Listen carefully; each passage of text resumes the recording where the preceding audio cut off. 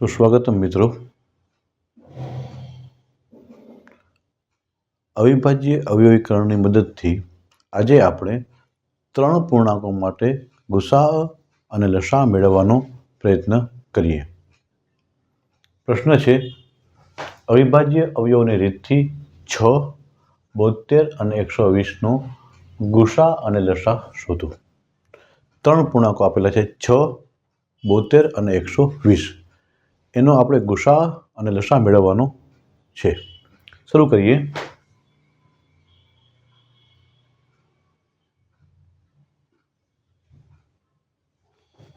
અહીં પ્રથમ પૂર્ણાંક છે 6। 6ને આપણે 2 ગુણ્યા 3, 2 તેરી 6 એમ લખી શકીએ। બીજો પૂર્ણાંક છે 72। 72માં એકમનો 2 હોવાથી 2 વડે ભાગાવીએ। 2 તેરી 6, 2 છક 12, 36 × 72। ફરી 2 થી ભાગાવીએ। 2 એકુ 2, 2 અઠા 16, 18 દુ 36। ફરી 2 થી ભાગાવીએ। 2 નવા 18। હવે 3 થી ભાગાવીએ। 3 તેરી 9। ત્રીજો પૂર્ણાંક છે 120। એકમનો 0 હોવાથી 2 થી ભાગાવીએ। 2 છક 12, 0નું 0।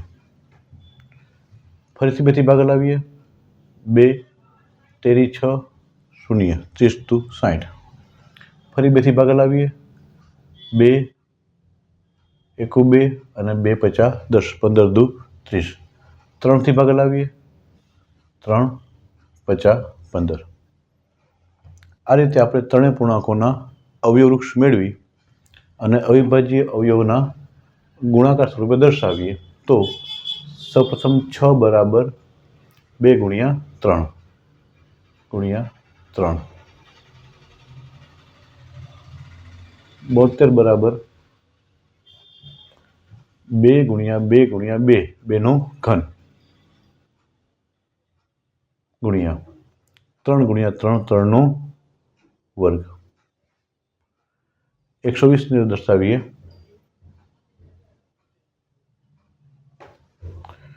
2 ગુણ્યા 2 ગુણ્યા 2, 2નો ઘન ગુણ્યા 3 ગુણ્યા 5।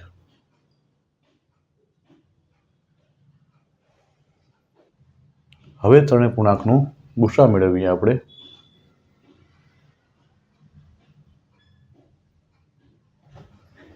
ગુસા 6, 72, 120 બરાબર।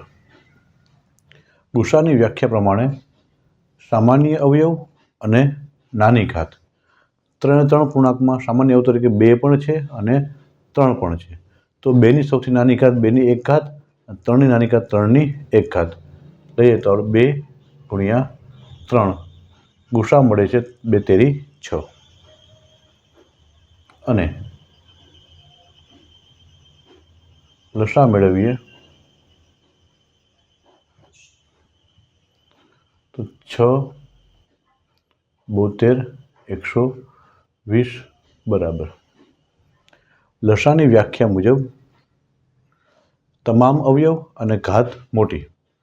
તો સૌપ્રથમ 2ની સૌથી મોટી ઘાત 2નો ઘન લઈએ।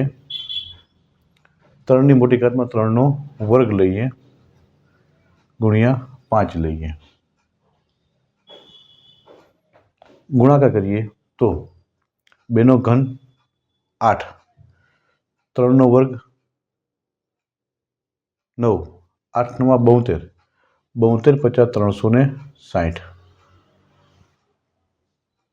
આ રીતે આપણે ત્રણ પૂર્ણાંકોનો ગુસા મળે છે 6, જ્યારે લસા મળે છે 360।